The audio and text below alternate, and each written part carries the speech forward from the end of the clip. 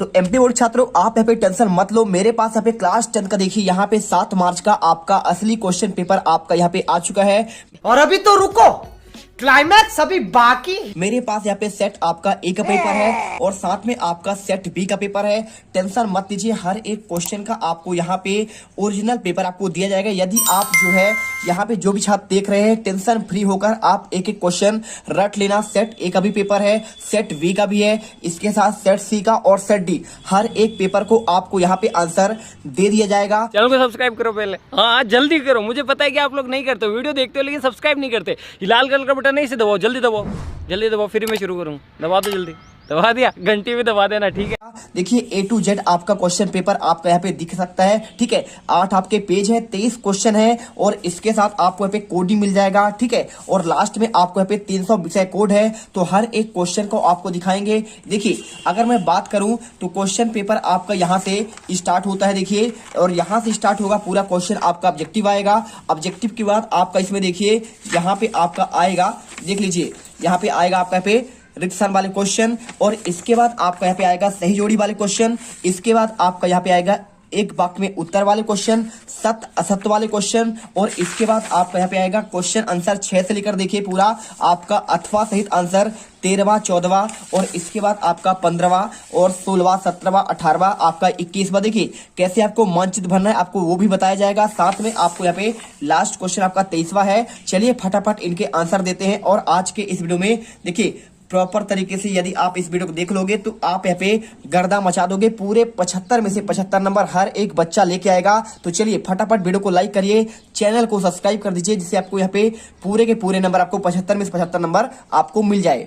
तो चलिए आपको सभी क्वेश्चन के आपके यहाँ पे आंसर देते हैं और आज के इस वीडियो में एकदम गर्दा मचाते हैं। अगर बात करूं सबसे पहले आपका देखिए यहाँ पे आपका आता है सही विकल्प वाले क्वेश्चन, ठीक है। तो आपका देखिए पहला क्वेश्चन लिखा है, प्रत्येक प्रश्न में दिए गए विकल्पों में आपको सही विकल्प चुनकर लिखना है। भूदान आंदोलन किसने चलाया? तो आंसर देखिए आपको यहाँ पे विनोबा भावे करना है। सेकंड क्वेश्चन, भारत की प्रमुखतया आयात वस्तु कौन सी है? आंसर आपको यहाँ पे खनिज तेल करना है। तीसरा क्वेश्चन देखिए, सरकार का कौन सा यहाँ पे आपका है साम्यवादी है, राजतंत्र है, अराजकता है, लोकतंत्र? आंसर आपको पे लोकतंत्र है। और भारत में वन जीव सुरक्षा अधिनियम कब पारित हुआ? आंसर आपको देखिए 1900 आपको यहाँ पे करना है 1972। और इसके बाद क्वेश्चन देखिए आपका आता है पांचवा क्वेश्चन, गांधी जी ने साबरमती आश्रम की स्थापना कब की? तो आपको आंसर 1916 करना है। और इसके बाद क्वेश्चन देखिए आपका यहाँ पे आता है, इनमें से कौन सा आपका रबी फसल है? आंसर देखिए आपको यहाँ पे चना करना है। चना के साथ आपका रबी फसल देखिए गेहूं भी आता है, और इसके अलावा आपका यहाँ पे सरसों, ये सभी आपके तिलहनी वाले आपके रबी की फसल होते हैं। इसके बाद आपका आता है सेकंड क्वेश्चन, रिक्त स्थान वाले क्वेश्चन आते हैं। तो अगर मैं इसके क्वेश्चन करूं, देखिए यहाँ पे आपको सिंपल तरीके से मनुष्य का वस्तु निर्माण करने का कार्य कहलाता है, उद्योग कहलाता है। और असहयोग आंदोलन खिलाफत आंदोलन कब से कब हुआ? देखिए 1921 से 1919 से 21 तक में आपका शुरू हुआ, और देखिए शुरू आपका 1919 में हुआ है ना। और बेल्जियम में सामुदायिक सरकार का चुनाव देखिए किसके आधार पर किया जाता है? आपको यहाँ पे देखिए सामुदायिक भाषा के आधार पर, यानी आपका भाषा के आधार पर किया जाता है। और इसके बाद देखिए यहाँ पे आपका अगला क्वेश्चन, भारत में प्रांतीय, यहाँ पे आंसर देना है सरकार ज्यादा आपका शक्तिशाली है, तो आपको आंसर प्रांतीय करना है। श्रीलंका में गृह युद्ध की आपकी समाप्ति कब हुआ? 2009 में आपको करना है। विनिमय देखिए विनिर्माण योग समानता डैश डैश की रीढ़ समझ जाती है, आपको देखिए आर्थिक विकास का। और इसके बाद आपका यहाँ पे आता है देखिए सही जोड़ी आता है, मौसमी उद्योग देखिए करना है आपको, किसमें करना है? आपका चीनी होता है। और मछली पालन करना है आपको प्राथमिक क्षेत्रक में। और भारत की समुद्र तट रेखा आपका पे 7516.6 किलोमीटर। और सीमेंट उद्योग करना है आपका पे चूना पत्थर से बनता है। और स्टेपलर क्या है? ये कहलाता है ऊन को छाटने वाला आपका पे यंत्र। और इसके बाद विनिर्माण क्या होता है? यह कहलाता है आपको द्वितीय क्षेत्र, ठीक है। तो आप आंसर करिए। इसके बाद आपका आता है क्वेश्चन नंबर 4, निम्नलिखित प्रश्नों के आपको एक वाक्य में उत्तर देना है। 6 नंबर क्वेश्चन है। अगर बात करें पहला क्वेश्चन, भारतीय रेल परिवहन को कितने रेल प्रखंडों बांटा गया है? आपको 18 जोन करना है।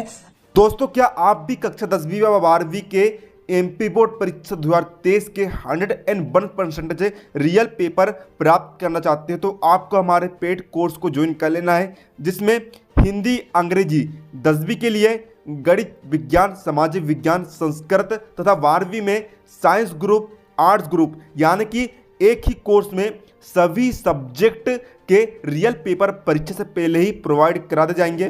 इसमें आपको 101% असली पेपर संपूर्ण हल के साथ दिया जाएगा। साथ ही में आईएमपी स्टडी मटेरियल भी आपको दिया जाएगा।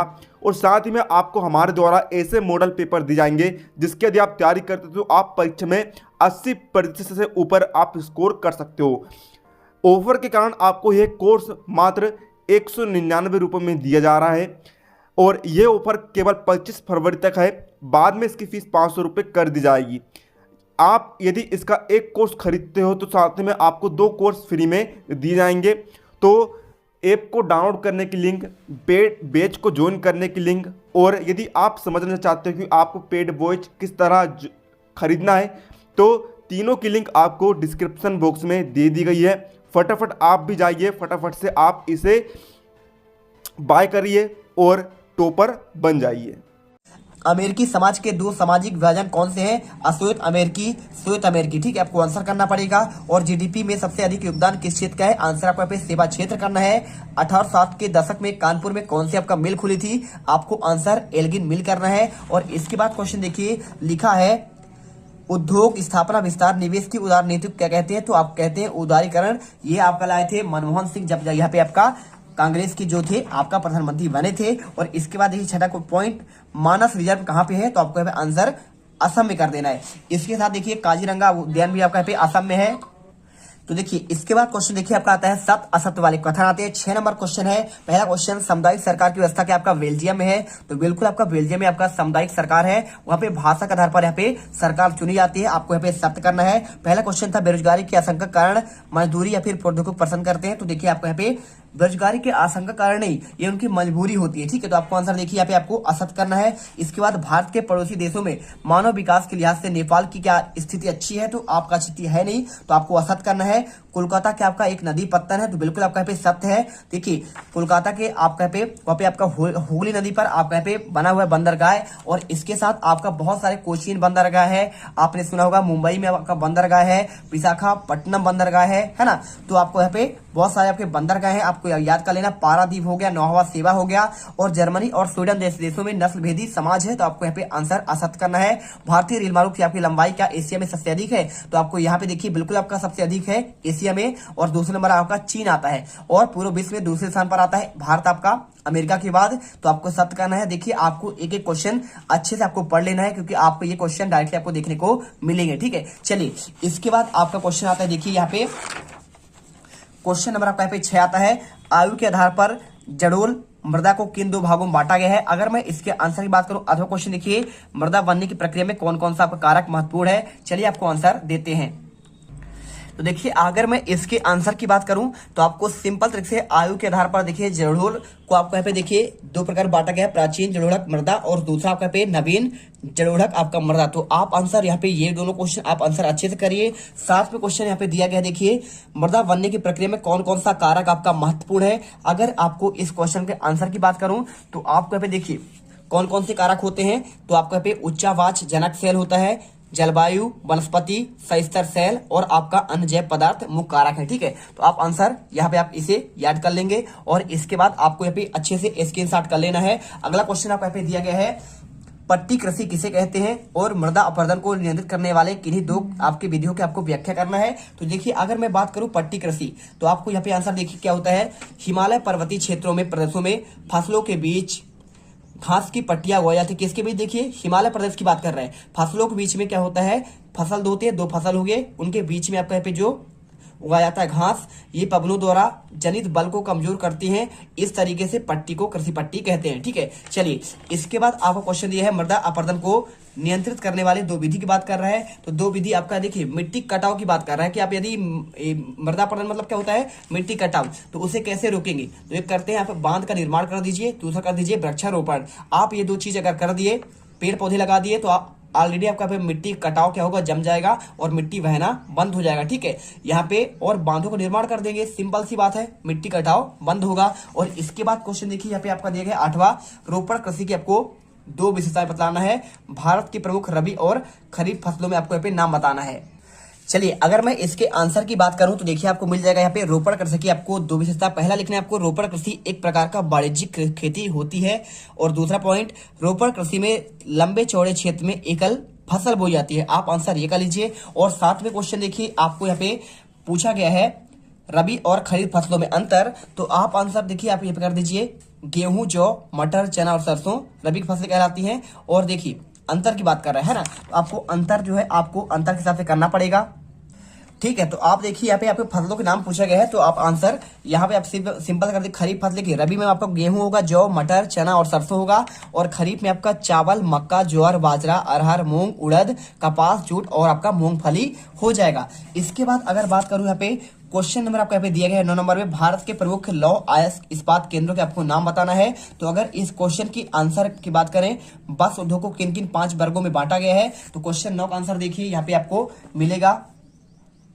तो इसका आंसर आपको यहाँ पे ये करना है। देखिए वस्त्र उद्योग को यहाँ पे आपका 5 वर्गों में बांटा गया है। पहला देखिए सूती वस्त्र उद्योग, दूसरा होगा आपका यहाँ पे ऊनी वस्त्र उद्योग, तीसरा आपका रेशमी वस्त्र, और चौथा आपका जूट या पटसन उद्योग, पांचवा होगा कृत्रिम वस्त्र उद्योग। ठीक है, तो आप आंसर यहाँ पे इसे कर लीजिए। और इसके बाद देखिए क्वेश्चन आपका पूछा गया है यहाँ पे लौह इस्पात केंद्रों के नाम, तो आप इसका आंसर आपको ये मिल जाएगा। देखिए यहाँ पे बोकारो जमशेदपुर में है झारखंड में, और बरनपुर हीरापुर, ये पूरा आंसर आपको दिया गया है, विशाखापट्टनम आंध्र प्रदेश में, और भिलाई छत्तीसगढ़ में है, राउरकेला उड़ीसा में है, और विजयनगर आपका कर्नाटक में है, और सेलम आपका यहाँ पे तमिलनाडु में है। आप इसे आंसर करिए। और इसके बाद क्वेश्चन देखिए यहाँ पे आपको क्वेश्चन नंबर आपका 10 आता है, भारत में नागरिक हवाई अड्डों की संख्या कितनी है, किन्हीं 3 आपको हवाई अड्डों के आपको नाम बताना है। ठीक है, तो हवाई अड्डे तो हमारे यहाँ कम से कम हजारों होंगे, लेकिन आपको पे मेन आपको 3 नाम बताना है। ठीक है, और भारत की समुद्र तटीय रेखा कितने किलोमीटर लंबी है, पूर्वी तट और पश्चिमी तट में स्थित 3 आपको 15 काय का नाम बताना है। तो हवाई अड्डा और आपका 15 का वाला क्वेश्चन आपका आ चुका है। तो यहाँ पे देखिए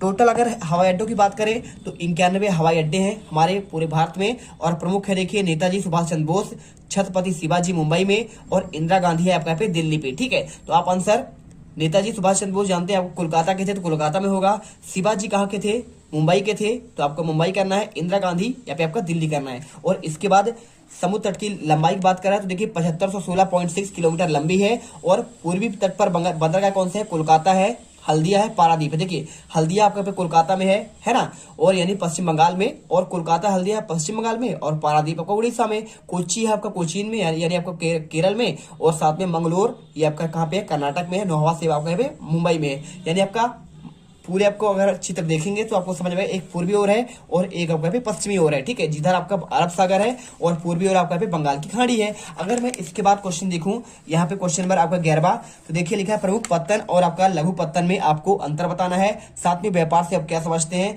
स्थानीय और अंतर्राष्ट्रीय व्यापार में आपको यहाँ पे अंतर स्पष्ट करना है। तो चलिए आपको आंसर देते हैं। तो इसका आंसर देखिए आपको यहाँ पे सिंपल तरीके से आपको ये मिल जाएगा।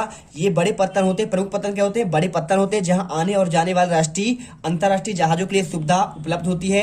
ऐसी सुविधाओं में सभी मौसमी सुरक्षित पोताश्रय और आधुनिक घाट शामिल होते हैं। भारत में 12 प्रमुख पत्तन है, और ये प्रमुख पत्तन देश के 95% विदेशी व्यापार संचालित करते हैं। और लघु पत्तन क्या होता है, इसका विस्तार और कार्य क्षमता कम होता है। यह केवल कुछ 100 टन सामान लादने के लिए प्रबंध की दक्षता होती है। इनकी प्रशासन और कार्य दायित्व राज्य सरकारों पर होता है। तो आप आंसर इसी करिए। और साथ में आपको यहाँ पे अथवा वाला क्वेश्चन देखिए, व्यापार से आप क्या समझते हैं, ये वाला क्वेश्चन है। तो आप देखिए यहाँ पे व्यापार से आप क्या समझते हैं, तो आपको यहाँ पे लिख देना है राज्यों, यहाँ पे देखिए यहाँ पे लिखा है राज्यों के बीच विभिन्न वस्तुओं का आदान प्रदान होता है, उससे व्यापार कहते हैं। स्थानीय और अंतर्राष्ट्रीय व्यापार में आपको अंतर यहाँ पे आपको कर देना। देखिए अंतर्राष्ट्रीय व्यापार क्या होता है, 2 देशों के मध्य व्यापार जब हो तो उसे अंतर्राष्ट्रीय व्यापार कहते हैं, और यह समुद्री, हवाई और स्थलीय मार्गों से होता है। और देखिए स्थानीय व्यापार क्या होता है, ये देश के अंदर होता है। ठीक है, जैसे शहरी व्यापार कस्बों और गांवों में होता है। जैसे आप देखिए कोई कपड़े का सामान कहाँ से मंगाएंगे, अहमदाबाद से मंगाएंगे, तो आपको कहला जाएगा अहमदाबाद से मुंबई से कपड़े का सामान आया। ठीक है,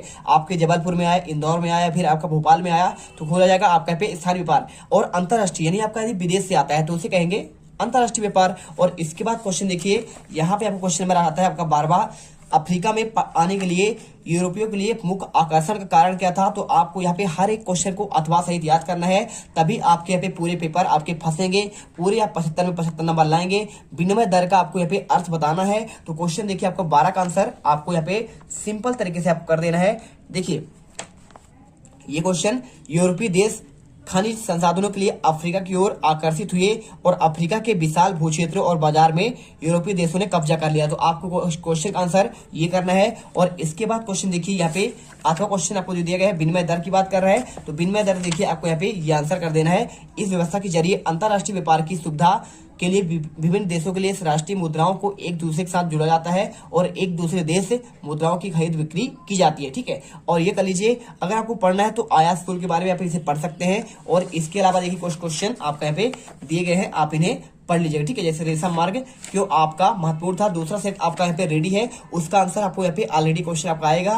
तो यहाँ पे आपको जो क्वेश्चन और रेडी करने हैं वो क्वेश्चन आपको बता देंगे। साथ में आपका देखिए वीटो या फिर निषेधाधिकार क्या है आपको ये बताना है। तो इस अधिकार के सहारे एक सदस्य की असहमति किसी प्रस्ताव को खारिज करने के आधार आपका बन जाता है। तो आपको आंसर ये करना है, ठीक है। और यहाँ पे क्वेश्चन आपको दिया गया है कॉर लॉ क्या है और हायर परचेज की व्यवस्था क्या थी। तो आप एक क्वेश्चन पढ़ लीजिएगा, प्रथम विश्व युद्ध में सहयोगी राष्ट्र कौन कौन से थे और प्रथम विश्व युद्ध में केंद्रीय शक्तियां कौन सी थी, आपको ये क्वेश्चन आपको देखना है, ठीक है। चलिए अगर मैं बात करूं यहाँ पे क्वेश्चन आपका, यहाँ पे क्वेश्चन नंबर आपका 13 देखिए, गिल्ड्स क्या है और शहरी क्षेत्रों में गिल्ड्स की किन्हीं दो कार्यों का वर्णन कीजिए और फ्लाई शटल का क्या अर्थ होता है। तो अगर मैं इसके आंसर की बात करूं तो भाई साहब आपका जो गिल्ड्स है ना, यहाँ पे आपका देखिए गिल्ड्स उत्पादकों का एक संगठन था जो कारीगरों के लिए प्रशिक्षण देते थे, उत्पादकों पर नियंत्रण रखते थे, प्रतिस्पर्धा मूल्य से करते थे, व्यवसाय में नए लोगों को आने से रोकते थे।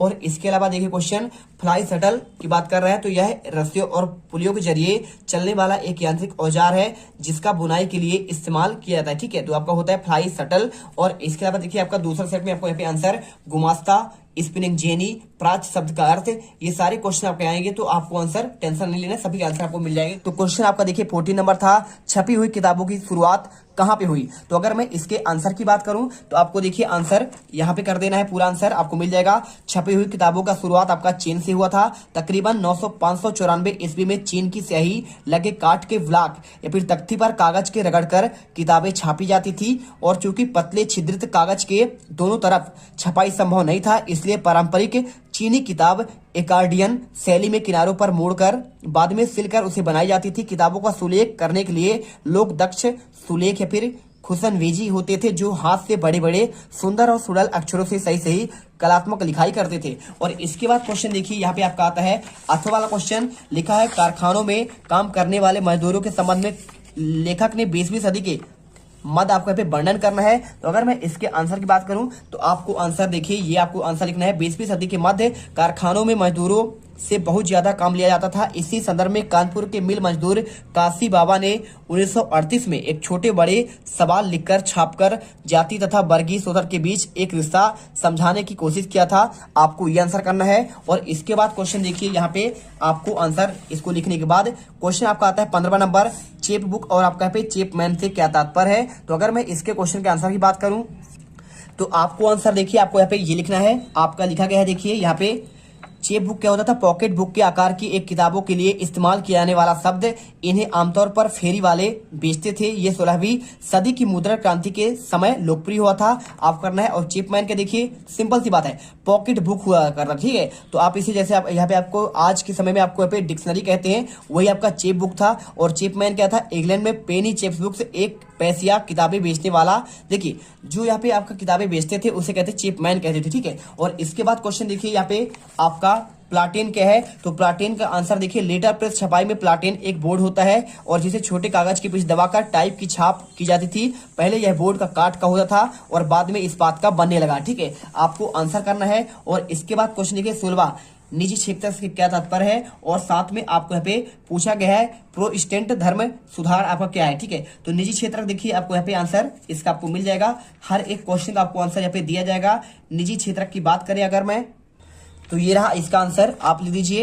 निजी क्षेत्र में परिसंपत्ति पर स्वामित्व, सेवाओं के वितरण की जिम्मेदारी एकल व्यक्ति या कंपनी के हाथों में होती थी, जैसे Tata iron and steel, Birla company, Mahindra and Mahindra company आदि के कंपनियां। और इसके बाद क्वेश्चन पूछा गया इसमें प्रोटेस्टेंट धर्म की बात कर रहा है। तो इसका आंसर आपको यहाँ पे ये मिल जाएगा। देखिए 16वीं सदी की यूरोप में रोमन कैथोलिक चर्च में सुधार का आंदोलन, मार्टिन लूथर प्रोटेस्टेंट सुधारक में एक थे। इस आंदोलन से कैथोलिक ईसाई मत के विरोध में कई आपकी धाराएं निकली। आपको आंसर कर देना है, इस आंसर कर लीजिए। और इसको करने के बाद आपको यहाँ पे आंसर क्वेश्चन 17 आता है, वैश्वीकरण को बढ़ावा देने वाले कारक का आपको बताना है और प्राथमिक क्रियाएं क्या है। तो अगर मैं इसके आंसर की बात करूं तो देखिए अगर मैं इसके आंसर की बात करूं तो आपका वैश्विक से आपका तात्पर्य क्या है, तो आप यहाँ पे आंसर देखिए बढ़ाने वाले कारक को पूछा गया। तो वैश्विक को बढ़ावा देने के लिए प्रमुख कारक बहुराष्ट्रीय कंपनियां, उच्च प्रौद्योगिकी, यातायात के विकसित साधन, विश्व व्यापार संगठन, सूचना प्रौद्योगिकी आपके यहाँ पे प्रमुख होंगे। साथ में आपको यहाँ पे देखिए वैश्वीकरण से आपका तात्पर्य इसे पढ़ लेना है, अधिक विदेश व्यापार और अधिक विदेशी निवेश के कारण विभिन्न देशों के बाजारों और उत्पादनों में एक एकीकरण हो रहा है और विभिन्न देशों के बीच परस्पर संबंध और तीव्र एकीकरण की प्रक्रिया को आपका वैश्वीकरण कहते हैं। आप इसे पढ़िए। और इसके बाद देखिए प्राथमिक क्रियाएं पूछा गया है, तो यहाँ पे आपको सिंपल तरीके से आपको यहाँ पे इसका भी आंसर आपको यहाँ पे मिल जाएगा। देखिए हर एक क्वेश्चन का आपको आंसर मिलेगा। वन देखिए ये आपका निजी क्षेत्रक की बात कर रहा है, तो निजी क्षेत्रक आपको यहाँ पे ये मिल जाएगा।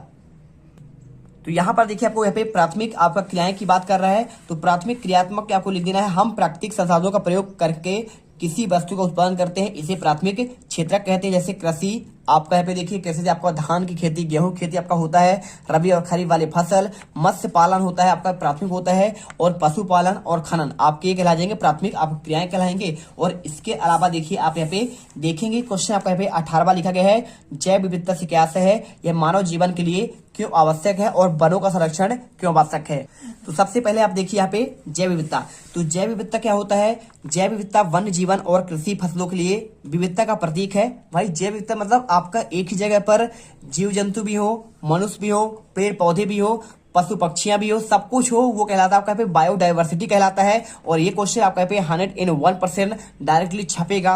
देखिए जैव विविधता वन्य जीवन और कृषि फसलों में विविधता का तीव्रता है, वनस्पति और वन्य जीव में अनेक प्रकार के पेड़ पौधे, जीव जंतु, मनुष्यों में मानव की अनेक जातियां, उपजातियां पाई जाती है, इन्हें कहते हैं बायोडाइवर्सिटी। और आपको आंसर कर देना है। और इसके बाद क्वेश्चन देखिए यहाँ पे आपका पूछा गया है वनों का संरक्षण क्यों आवश्यक है, तो आप लिख दीजिए दैनिक आवश्यकता की पूर्ति और प्राकृतिक संतुलन के लिए वनों का संरक्षण आवश्यक है। ठीक है, तो आप यहाँ पे देख लो पूरा। और इसके बाद देखिए लिखा है वन एक राष्ट्रीय संपदा है, इससे हमारा औद्योगिक विकास होता है, हमारा जीवन स्तर भी ऊंचा होता है। ठीक है, और साथ में हमारे देश में वनों का क्षेत्र सीमित है, क्षेत्र और भी सीमित हो जा रहा है क्योंकि वनों कटाई हो रही है। और किसी देश अथवा देश के संतुलित विकास के लिए 33% आपका भूभाग पर वनों का विस्तार होना चाहिए, लेकिन इतना तो हर जगह है नहीं, लेकिन हमारे मध्य प्रदेश में यहाँ पे 35% आपका है। साथ में देखिए आपको यहाँ पे आंसर पूरा आपको दिया गया है, वनों का विस्तार केवल 19.3% भूभाग पर ही आपका वन पाया जाता है हमारे यहाँ पे। और वनों का वितरण तो और ही बेतुका है, वन केवल दुर्गम, ऊंचे पर्वतीय पठारी भागों तक आपका सीमित रह गए हैं।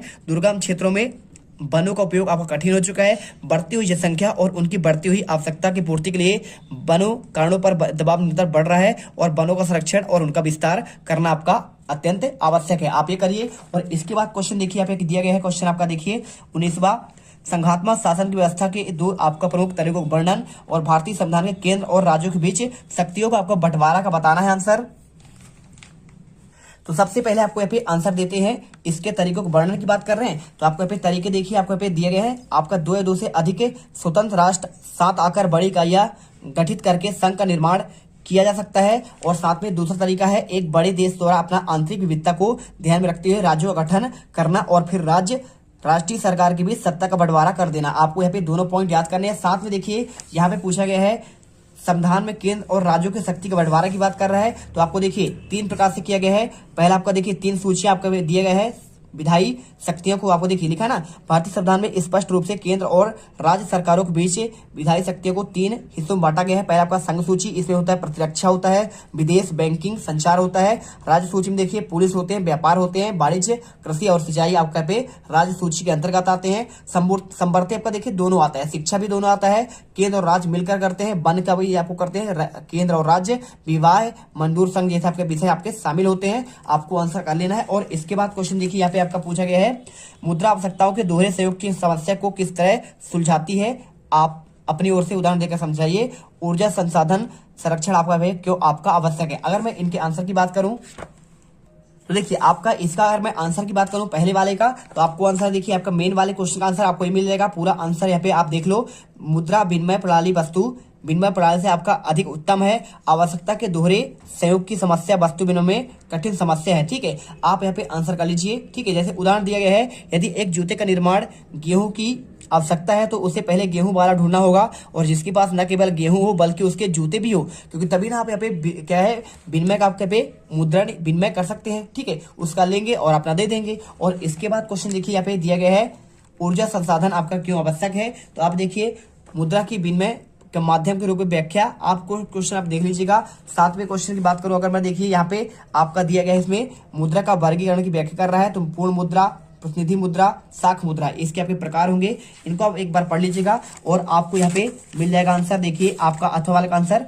ये देखिए ये क्वेश्चन आपको दिया गया है, संरक्षण की आवश्यकता की बात कर रहा है, तो देखिए आपको आंसर ये मिल जाएगा। तो ये क्वेश्चन देखिए आपको मिल जाएगा, खनिजों के संरक्षण की आवश्यकता क्यों है। देखिए आपका सेम क्वेश्चन है, ऊर्जा की बात करें या फिर आपका ऊर्जा संसाधन, या फिर आपका देखिए आपका ये एक ऊर्जा संसाधन है, खनिज आपका ऊर्जा संसाधन ही है। तो इसका आंसर आपको देखिए यहाँ पे आंसर पूरा कर लेना है। A to Z क्वेश्चन का आंसर आप यहाँ पे कर लीजिएगा। और इसके बाद क्वेश्चन देखिए यहाँ पे दिया है क्वेश्चन 21 में, भारत में रेखा मानचित्र अभ्रक और मैग्नीज की क्षेत्रों को आपको दर्शाना है, अजमेर, हजारीबाग, बालाघाट और सुंदरगढ़। ठीक है, तो आप इसको देखिए, अगर मैं इसके आंसर की बात करूं तो आपको चित्र में देखिए यहाँ पे अजमेर, हजारीबाग, बालाघाट और सुंदरगढ़ लिखा हुआ। तो यहाँ पर देखिए आपको यहाँ पे बालाघाट, सुंदरगढ़ दर्शा सकते हैं। सबसे पहले देखिए आपको यहाँ पे अजमेर आपको यहाँ पे ये दिया गया है ना, और इसके साथ देखिए आपका हजारीबाग हो जाएगा और यहाँ पे आपका सुंदरगढ़ लिखा हुआ है, सुंदरगढ़ और बालाघाट। तो सुंदरगढ़ देखिए आपको यहाँ पे मिल जाएगा, बालाघाट आपको यहाँ पे ये दिया गया है, बालाघाट और आपका सुंदरगढ़। और इसके अलावा आपका देखिए सभी के आपको लिखा गया, रत्नागिरी लिखा है, बेल्लारी, चिंगमंगलूर और सेलम, तिरुचिरापल्ली, धारवाड़,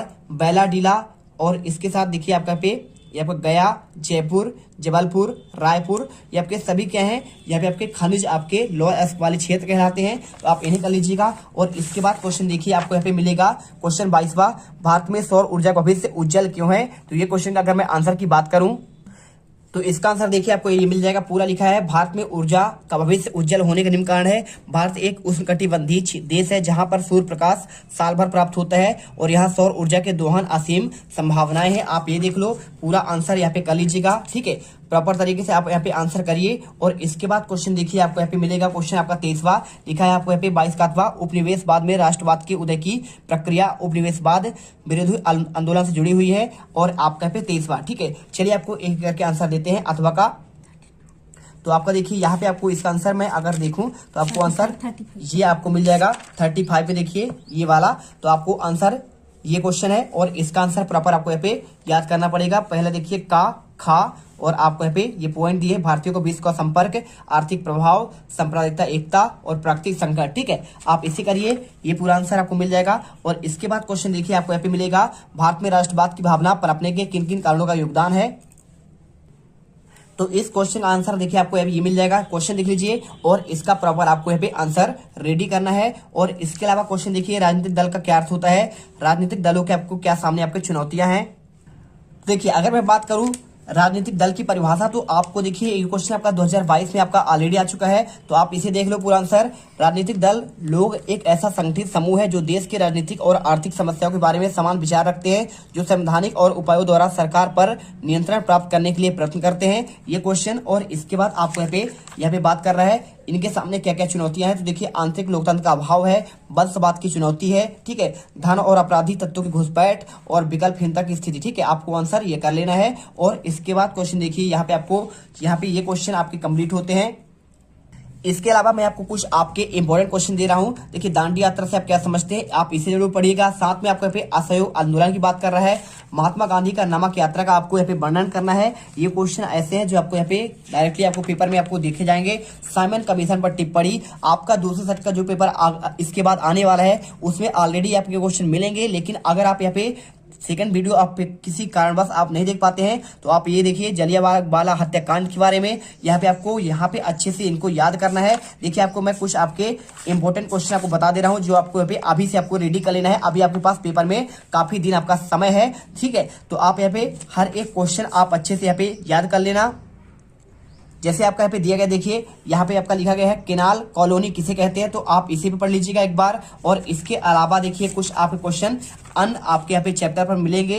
तो आप यहाँ पे देखिए, यहाँ पे ये क्वेश्चन आपका दिया गया है, यूरोप में मुद्रण का आगमन कैसे हुआ, ये क्वेश्चन पढ़िएगा। साथ में पांडुलिपियां क्या थी, इनका प्रसार सीमित क्यों है। इन क्वेश्चन को एक बार जरूर पढ़कर जाइएगा, ठीक है। तो चलिए आपको यहाँ पे, तुम लोग गलती से अगर नए हो तो सब्सक्राइब करो, वो जो लाल वाला बटन है उस पर अपने जीजा जी फेंक के मारो या फूफा जी, मुझे नहीं पता, बस क्लिक हो जाना चाहिए। अब मैं भी जा रहा हूं, मुझे मुठिया पेलने जाना है। बाय। वो है